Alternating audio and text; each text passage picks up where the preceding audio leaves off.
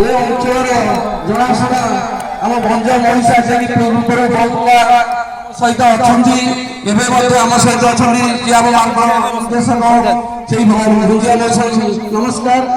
ଏବଂ ଆମର ସରପଞ୍ଚଙ୍କ ପ୍ରତିନିଧି ନିରଞ୍ଜନ ଭାଇ ଉପସ୍ଥିତ ଏବଂ ଆମ ଜିଲ୍ଲା ସଂଯୋଜକ ପ୍ରଦୀପ ଭାଇ ଉପସ୍ଥିତ ଏବଂ ଆମର ଜେନେରାଲ ସେକ୍ରେଟାରୀ ସନ୍ତୁ ଭାଇନା ଉପସ୍ଥିତ, ଗତ ପ୍ରୋଗ୍ରାମ ପଞ୍ଚାୟତର ସମିତି ସଭ୍ୟ ସନ୍ତୋଷ ଭାଇ ଏଠି ଉପସ୍ଥିତ ଏବଂ ପଞ୍ଚାୟତର ସଭାପତି ମୁନା ଭାଇ ମଧ୍ୟ ଉପସ୍ଥିତ।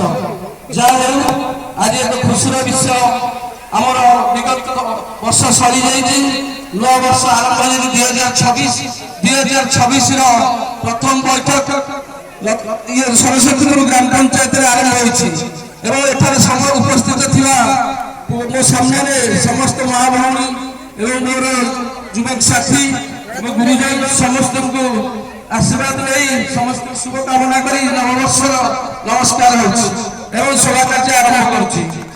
ବର୍ତ୍ତମାନ ଡବଲ ଇଞ୍ଜିନର ସରକାର ଚାଲିଛି ଓଡ଼ିଶାରେ, ଦେଖୁଥିବେ ଦ୍ରୁତ ଗତିରେ କେମିତି ପ୍ରଗତି ଚାଲିଛି। ମା ମାନେ ଦେଖୁଥିବେ ସୁଭଦ୍ରା ଯୋଜନାରେ ପ୍ରତି ପରିବାରକୁ ସରକାରଙ୍କ ତରଫରୁ ସହାୟତା ଯୋଗାଇ ଦିଆଯାଇଛି। ବିଭିନ୍ନ ପ୍ରକାର ବିରୋଧ ନିର୍ଯୋଗ ବିଜୁଥିଲେ ମଧ୍ୟ ଆମ ସରକାର କୋଉଭଳି ଯୋଜନା କରିଛି ଆପଣମାନେ ଜାଣିଥିବେ। ବିଗତ ସରକାରରେ କଣ ସବୁ କରିଥିଲେ, ଏବେ ସବୁ କଣ କରୁଛି, ହୁଏତ ସୋସିଆଲ ମିଡିଆରେ ସେମାନେ ଆକ୍ଟିଭ ଥାଇପାରନ୍ତି କିନ୍ତୁ ଜନମତରେ ଆମେ ସର୍ବାଗ୍ରେ ଅଛେ। ଏମିତିକି ଭାରତ ବର୍ଷର କୋଣ ଅନୁକୂଳରେ ଦେଖିବେ ଯୋଉଠି ଟେକାଟେ ପକାଏ ସେଠି ବିଜେପି ଦଳ ପ୍ରଥମ ଫୁଲ। ଆଉ ଆମର ଯିଏକି ଯଶସ୍ୱୀ ପ୍ରଧାନମନ୍ତ୍ରୀ ନରେନ୍ଦ୍ର ମୋଦି, ସେ ଦେଶକୁ କୋଉ ପରିସ୍ଥିତିରେ ଅଛି ଆପଣମାନେ ଜାଣିଥିବେ। ନରେନ୍ଦ୍ର ମୋଦି ଯିଏକି ଆମର ଜଣେ ଏଭଳି ପ୍ରଧାନମନ୍ତ୍ରୀ ଯିଏକି ଆମର ପୃଥିବୀରେ ବୀର, ତାକୁ ସେଥିପାଇଁ ଯଶସ୍ୱୀ ଏବଂ ବିଶ୍ୱ ନେତାରେ ଆଖ୍ୟା କେବଳ ପାଇଛନ୍ତି ନରେନ୍ଦ୍ର ମୋଦି ଏବଂ ମୋଦିଙ୍କ ହାତ ତାଳ କାଟୁଛନ୍ତି କେବଳ ଆପଣମାନେ। ଆଜି ଯୋଉ ସାମ୍ନାରେ ବସିଛନ୍ତି ଯୋଉ ମୋର ଭଉଣୀ ହଉ କି ଭାଇ ହଉ, ଆଜି ତାଙ୍କ ସହାୟତାରେ ଆମେ ଆଜି ବିଧାୟକଟେ ପାଇଛୁ, ମୋତେ ଏମପିଟେ ପାଇଛୁ, କୋଉ କାହା ସହାୟତାରେ, ଆପଣମାନଙ୍କ ସହାୟତାରେ। ତେଣୁ ଦେଖିବାକୁ ଗଲେ ପଞ୍ଚାୟତରେ ଯେତିକି କିଛି ଆଜି ଆମେ ଯୋଉ ପଦପଦବୀରେ ବସିଛେ, ତେଣୁ ସେ ସବୁ ଆପଣମାନଙ୍କର ଦାନ। ତେଣୁ ଆପଣ ବିନା ଜନସମର୍ଥନ କେହି ନେତା ହେଇନାହାନ୍ତି, ନେତା ଜନତାଙ୍କର ସେବକ। ତେଣୁ 5 ବର୍ଷ ଭିତରେ 4 ବର୍ଷ ଗତ କରିଯାଇଛି, ତମ ପଞ୍ଚାୟତରେ ବିଭିନ୍ନ ଉନ୍ନତିମୂଳକ କାର୍ଯ୍ୟ ହୋଇଛି।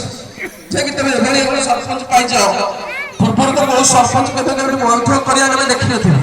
ସରପଞ୍ଚ ଆସନ୍ତି ଯାଆନ୍ତି ଏମିତି ବିଭିନ୍ନ ପ୍ରକାର କାର୍ଯ୍ୟକ୍ରମ, କିନ୍ତୁ ବର୍ତ୍ତମାନ ଏଭଳି ଏକ ସରପଞ୍ଚ ପାଇଛ ଯେ ପ୍ରତିଦିନ କିଛି ନା କିଛି ନ ଲୋକଙ୍କ ଦୁଃଖ ସୁଖ ବୁଝାଉଛି।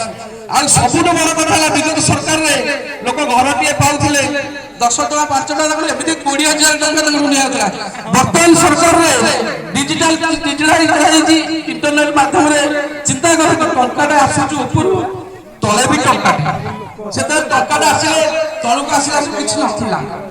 ବର୍ତ୍ତମାନ ଚିନ୍ତା କରନ୍ତୁ, କୁହନ୍ତୁ କୋଉ ଭାଇ ଭଉଣୀ ସରପଞ୍ଚ ଟଙ୍କାଟେ ନେଇଛି, ଭତ୍ତା ପାଇଛି ଟଙ୍କାଟେ ନେଇଛି, ନା ଘର ଦେଇଛି ଟଙ୍କାଟେ ନେଇଛି। କିନ୍ତୁ କେବେ ଏ ସରକାର ସେୟା ନାହିଁ, ସମସ୍ତେ ସମାନ। ଯିଏ ଗରିବ ଲୋକ ସେ ବିଜେଡି ହଉ ବିଜେପି ହଉ, ଆମ ଭିତରେ କିଛି ବାଧାବିଘ୍ନ ନାହିଁ।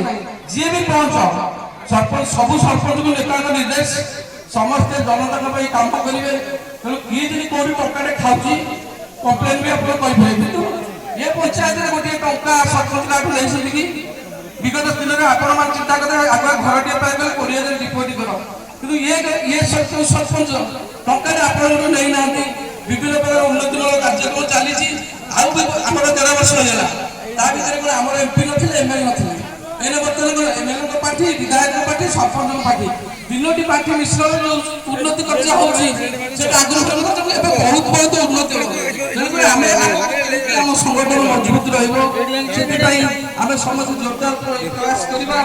ଏବଂ ଶେଷରେ ମୁଁ ଏତିକି କହିବି, ସମସ୍ତେ ଯାହା ନା ଯାହା କହିବି, ତୁମେ ସରପଞ୍ଚ 1 ନମ୍ବର ସରପଞ୍ଚ ପାଇଛ ନା ନାହିଁ, କୁହନ୍ତୁ ପାଇଛ ନା ନାହିଁ, ହାତ ଟେକି କୁହନ୍ତୁ ସରପଞ୍ଚ ପାଇଛ ନା ନାହିଁ।